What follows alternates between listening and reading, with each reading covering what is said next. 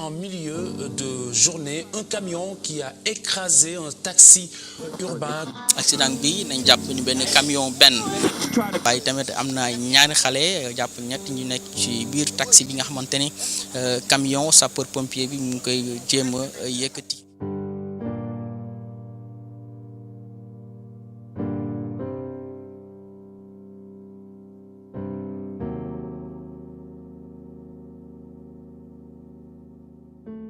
fukk ak benn weer gannaaw bi Fatou Thiandoum ñàkkee ñaari doomam.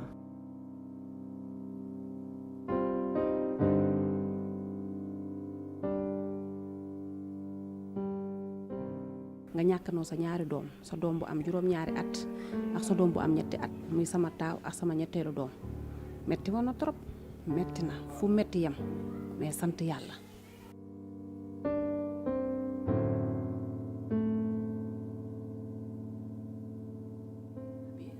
àddina ñoo ma jooyle àddina ñoo taxaw mastawu ma di ma jooyle ndax samay doom mais état mënoon na taxaw mastawu moo nekkoon yoon parce que nga nekk xale nga yor ñetti bant ñàkkandoo sa ñaar mënoon nañ la mastawu.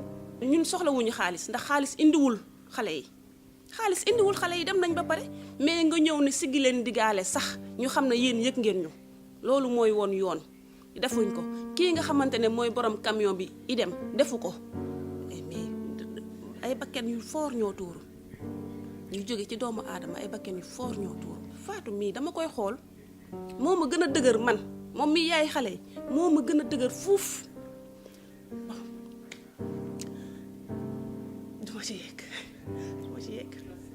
duma ci yegg parce que man xam moom yàlla may na ko lu bari mën na muñ trop mais jàmbaar la mais man Fatou moom ma gën a dëgër fuuf ndax jooyu ko nit ñi ñoo ko doon jooyal man damay tëju sama néeg damay jooy comme xale sama doom yi dañ na man ay yaay lii bu doon yow ma ne leen ñaan lii kenn ñaanul yàlla mu doon kenn parce que dafa métti mais état toog nii Sénégal ñu bëgg ko bàyyi nii pourquoi ñuy bàyyi Sénégal nii. ci fàttali jëye bi mu ngi xew àllarba ñaar fukki fan ak ñaar ci weeru sulet atum 2020 fukki fan desoon ci tabaski yaay Yandé Gaye ak Seydina Mouhamed Gaye ànd ak seen papa bu ndaw bu tudd Ousmane Gaye moom nag daf leen yóbbu woon ci tailleur ngir ñu waajal tabaski bi ñuy ñibbisi lañu taseeg benn camion berlier di camion yu jaune yi daw ci kaw tali bi bés bi nag frein camion bi dagg chauffeur bi tëpp mu dérapé gaañ ay nit laata muy faat benn paa ak ñaari tout tànk yi yaay Yandé ak Seydina Mouhamed Gaye duñu mësa sol yére yu ñu doon ñawlu. du dëgg ay xale yu ndaw fleur de l'âge ay xale yu ndaw ñu amoon yaakaar di nekk ak seen yaay nga xëy suba teel defar leen ndékki defar leen lépp bàyyi leen ñu dem di yaakaar ñu ñëwaat nga am ci lii. su nekkoon borom camion bi ki ko moom ci jëm boppam xamoon na ne otom bii def na visite technique ñaari yoon jàllul moom mënoon a gaare otom bi amaana accident bi du am te du samay doom rek la rey dafa njëkk a rey benn paa ñëw rey xale yi fël benn jeeg buy jaay fël ko ñaari tànkam yu damm.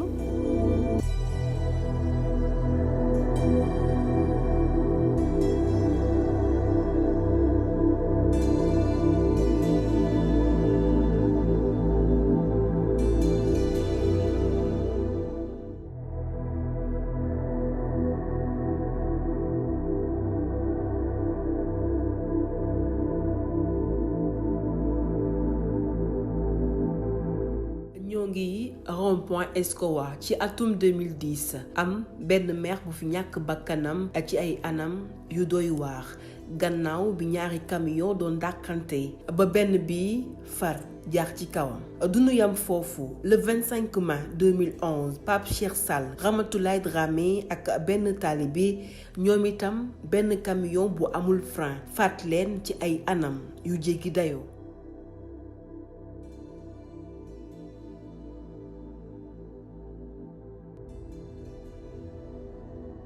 taalibe bi nga xam ni poteau électrique moo wadd ci kawam dee sur le coup. Pape Cheikh ak Rama bi ñu leen yóbbee l'hôpital lañu faatu école machallah lañu doon jànge.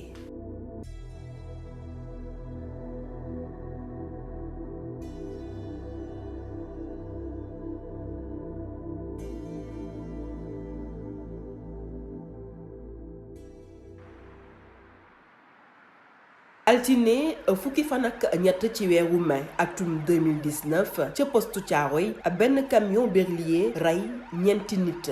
laata ñuy dog seen koor ñu mën cee lim Baye Fallou Cissé nekkoon animateur bu mag doon liggéeyee rajo Dunia Soxna FM ak DTV gannaaw li ni mel am ñeneen ñu ci jëlee ay gaañ-gaañ yu metti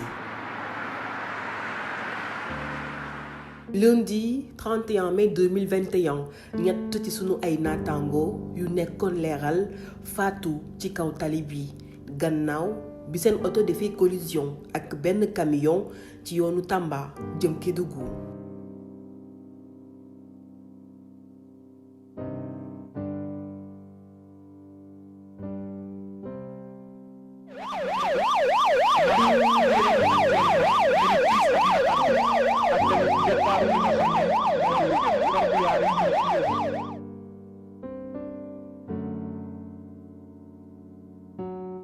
ñi camion yi rey ci tali bi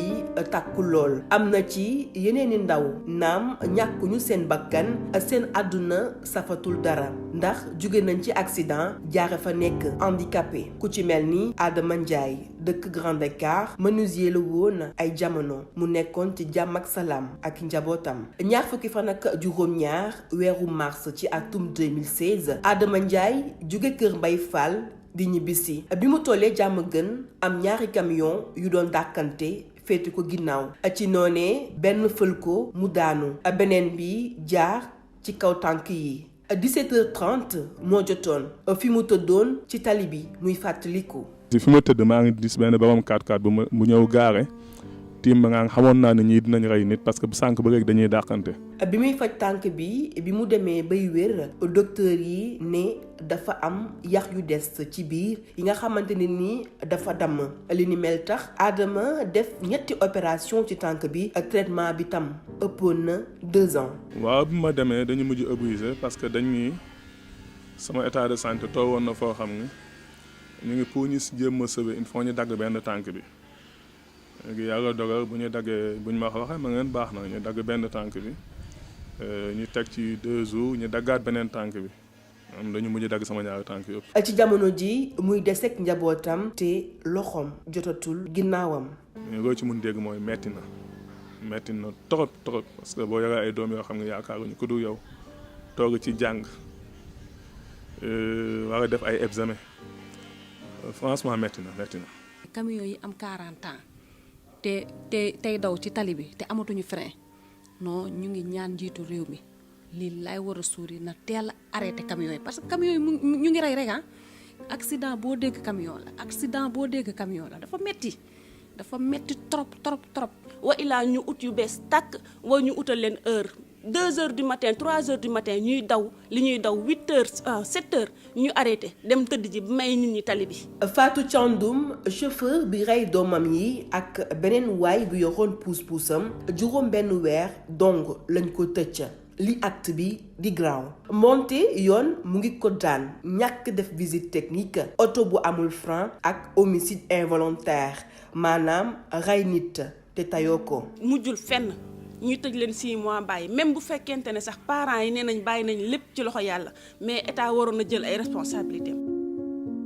Moustapha Gaye di expert en sécurité routière di wax ni nguur gi ak ñi féete ca tribunal ñooy coupable yi. gis nga damay faral di wax souvent ne leen chirurgien bi nga xamante ne moom mooy opérer nit ki bu waree opérer mi ngi fii il a une concentration d'ange bu ko yoomaatee sax du ko yëg. tellement il est concentré parce que xam na la lourdeur de la tâche qu'il a en fait parce que son matériel biologique expérimental c'est l'homme bu juumee nit ki day faatu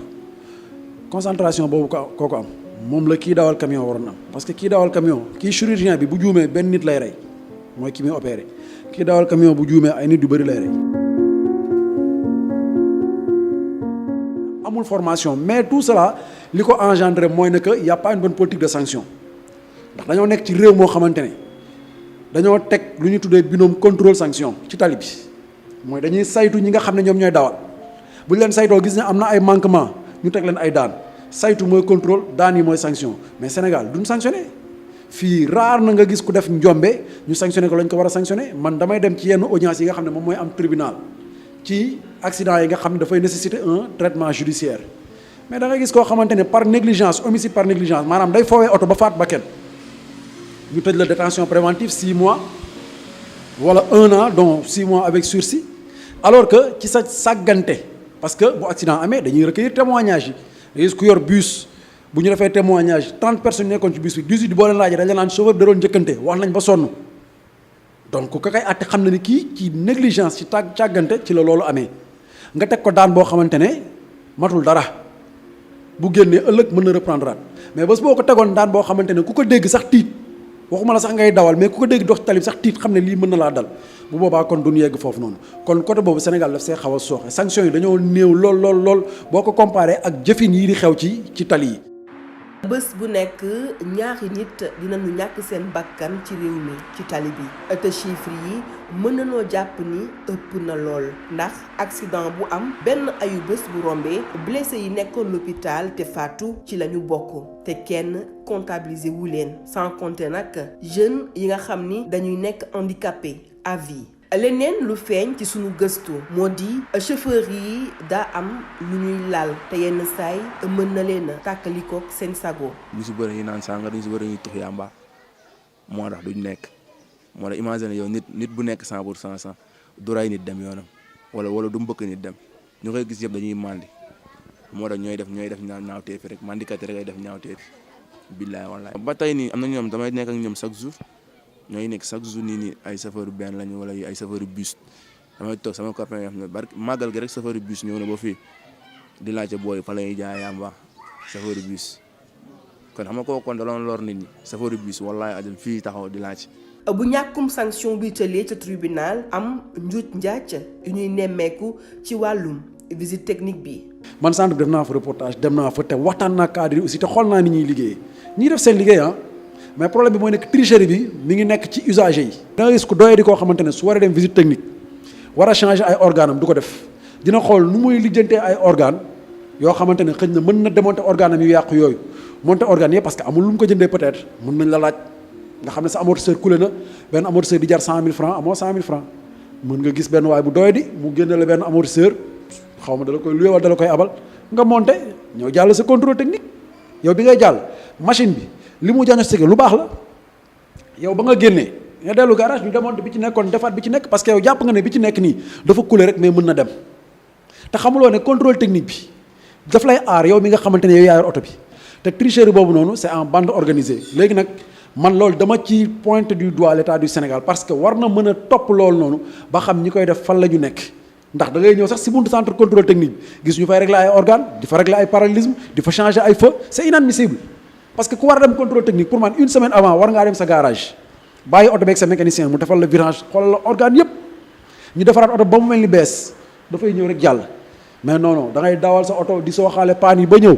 ci buntu ba am na ñoo xam ne ay mécaniciens traditionnels lañ ñoom ñooy ñëw di la xoolal taf yëngal jàppal bàyyil naxante changer la yenn organes yi ba nga dugg ba négocier ak barème bi ñu wàññi ba jàll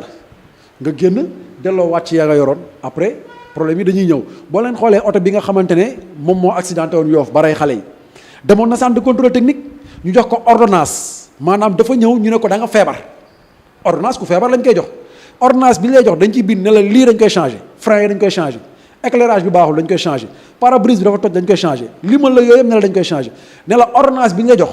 ne vous permet pas de conduire le véhicule maanaam oto bi amatuloo sañ suñu dawal ko da ngay dem nga gaare ko nga defar yi ñu la wax yëpp nga ñëwaat ba nga am visite technique nga soog a dawal bi ñu ko joxee ordonnance ak bi accident bi di am presque 1 mois jàll na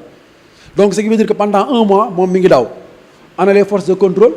parce que ku mu ci romb xam nga ne oto bi amul visite technique gis nga bu amoon ci dëkk boo xamante ne dañuy topp accident sérieusement mu am li ñuy woowee STJA service de traitement judiciaire des accidents dinañu retracer parcours oto boobu durant le mois fépp fu mu jaar bu fekkee am na contrôle de police bu fa am wala de gendarmerie bu fa am élément bi fa monté jour ba mu fa monté ba fa oto bi jaaree dinañ ko xam te kooku noonu dinañ ko sanctionné parce que bakkenu doomu aadama bu fekkente ne dafa dee par accident du fatalité accident lu ñu mën a éviter la du fatalité maanaam accident bu amee war nañoo mën a def enquête ba xam lan moo waral accident bi xam ne lii su amuloon accident am na parce que ñaar moo koy indi loo waruloon def loo def ak loo def te waroo koon def moo tax ma ne du fatalité et ça n'arrive jamais par accident saa yu amee rek am na loo ko avertiroon moo tax ma ne dañu war a retracer waat chaîne boobu yëpp xool ñi nga xamante ne ils sont impliqués ñu sanctionner leen sévèrement et durement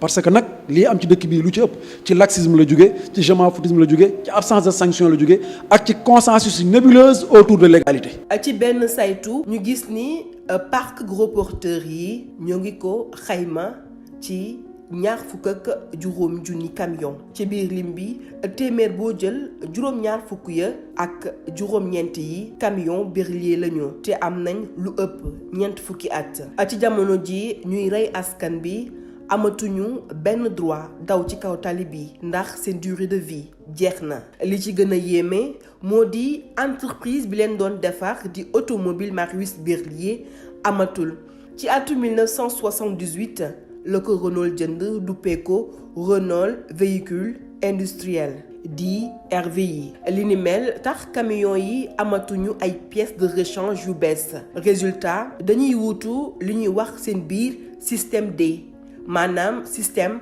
débrouille di benn xeetu taf yëngal. da ngay gis oto yoo xam ne comme nii da ngay gis koo xam ne da koy yor mënutul dem daf koy jaay paaka ba léegi ñoom dañ koy tas léegi bu ñu ko tasee dafa am loo xam ne ferraille lay dem am loo xam ne dañ koy récupérer parce que pièces la yoo xam ne mën na demaat léegi nag ñoom dañu koy jaayaat am na ci ay pièces yoo xam ne tam boo demee ci jaaykatu venant yi mën nga ko am bu jógee Europe mais yombatul quoi ci pièces yi. souvent am na ñoo xamante ne dañ koy jëlee ba léegi Europe di ñëw di nga am pièces yoo xamante ne di nga ko mën a modifier ak yeneen yu méngoo oto bi parce que souvent oto bi di nga gis ni mu màgget mais am na lu nga xamante ni mécanicien mën na ko liggéey ba oto bi dem liggéey ay pièces yu baax am frein normal am moteur normal am boîte normal loolu mën nañ ko def am na tamit affaire ci maanaam lu si mel ni que ay frein wala ay frein yooyu moo ko Renault yi wala Berlier yi ñoo bokkul même chose da ngay ñëw modifier monter dem liggéey benn lay doon xëy na amuñu moyen di defar ay pièces mais am nañ tamit xalaatu di modifier modification macha allah bu dee Sénégal moom modification moom dañuy modifier ba mu baax boo tiim oto bi sax nga yaakaar original la. mbonte ci atum 2016 nguur gi tëraloon na fi benn projet ngir yeesal parc des gros porteurs ba ñu waroon fi indi ci lu toll 7,000 camions yu bees tàkk. ci projet bi certes décision état la mais privé lañ ko doon doxal ndax ñaari privé lañoo ko doon dox mooy man ci Sénégal fii ak benn compagnie bi ñuy wax Riyad Motors ci Maroc. koppar yi ñu fësaloon ci contrat bi tollu ci 250 milliards xaalis bi ñu naroon ko joxe ci ñaari pàcc 2016 ak 2020 waaye mel na ni yëf yi dafa tàgga témbe mën nañoo wax ni sax ab scandale la bu rëy.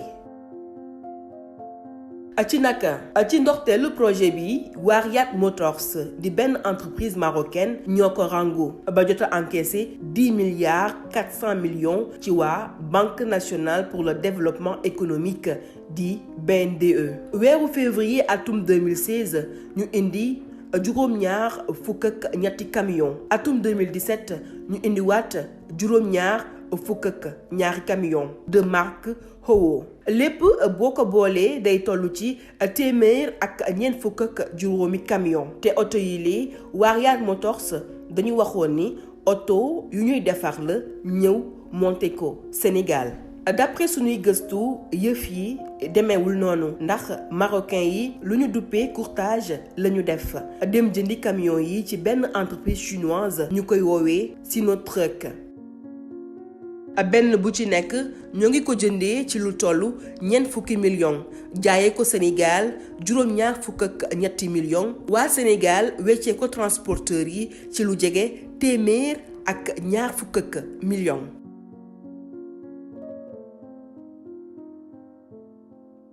programme bu yees bile même bu dul camion yu ñuy changé naroon naa jox xëy ay ndaw ci lu toll 5,000 emploi direct ak 1,000 emploi indirect. ci projet bi dañ tëggaale woon ne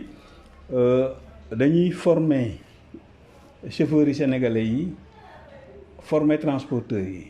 dañuy indi ñaari ingénieurs yi automobile dañuy indi ñaari camions yoo xam ne pièces de rechange rek lay def ak mécanicien ak technicien auto yoo xam ne dañ fiy nekk dañuy installer ci Sénégal ñeenti succursales yoo xam ne ay garage lay nekk yuy def entretien bi en même temps di def pièces de rechange ci axe Dakar Bamako bi la ñu waroon def ñett def ci axe Dakar Saint-Louis benn boo xam ne day nekk diggante Louga ak Saint-Louis léegi nag loolu yëpp faisait partie du projet bi ñu demee ba ci biir nag ñoom ñu gis ne rek indi oto yi jël xaalis moo leen gën a intéressé ma giseelul ma ne leen du ma mën a continuer loolu ci foog ma arrêté bi ma arrêté nag man ne leen li nga xam ne moom la ñu waroon a dox foog ñu topp ko ba nga xam ne li ngeen waroon def da ngeen koy def ñun tam li ñu war a def ñu def ko. ci jamono ji ñenn ci transporteur yi ñu joxoon ci oto yi am nañu ay jafe-jafe ngir fay 1,60 million francs weer gu jot waral ñu nanguwaat ci ñoom ci lu toll ñaari camion ci yoon bu business bi doxoon bu ñu dawee 1 an 2 ans fay oto bi 3e année bi oto boobu mooy jënd beneen oto day tax chauffeur bi da ciy gis boppam 8 heures de temps lay liggéey tous ces droits sociaux sont respectés yooyu yëpp amul parce que tout simplement état moom moo teg système ba pare moom moo seetaan système bële na le ci camions yi loolu dafa ñëwaat parce que daf leen a jox facilité leen ñu am ay camions bi mu leen facilité leen ñu am ay camions ba pare mu daal di jox ñi nga xamante ne mooy seen partenaire numéro jox leen licence privée léegi ñooñu nag lañ doon fay ñële daal di ñëw si ñi donc foofu la problème bi nekk parce que am nañ droit bi may na leen ko mais état am na sañ-sañu changer texte yi à tel point que képp kuy industriel da ngay nekk partenaire ak société de transport yi nga xamante ne ñoom ñoo fi nekk pour que société de transport yi di mën a dund di ci gis seen bopp industriel bi di mën a dund di si gis boppam parce que mënu ma concevoir nga nekk industriel di defar ciment ba noppi di defar transport alors que kii di transporter moom mënul defar ciment transport rek la mën a def kon yaa ngi koy concurrence ci li muy def te moom mënu laa concurrence ci li ngay def kon côté boobu noonu yaakaar naa état du Sénégal moom moo joué double jeu kon moom moo sànq transporteurs yi nga xamante ne ils sont dans d'énormes difficultés actuellement ci wàllu boobu noonu. ay weer a ngi nii Seneweb di wër réaction waa ministère des transports ngir ñu wax ñu fu programme bi toll fan la ñu jëm ak waa Riyad Motors mi respecté wul ay engagement wam donte Mbargou Badiane dénk nañu ni moo ngi leen di waaj a topp ci yoon fii ak loolee di am projet bi moom kale na te camion yi ñoo ngi xël di def ay jéeya ci tali bi waa ministère itam tëjal nañ ñu seen buntu.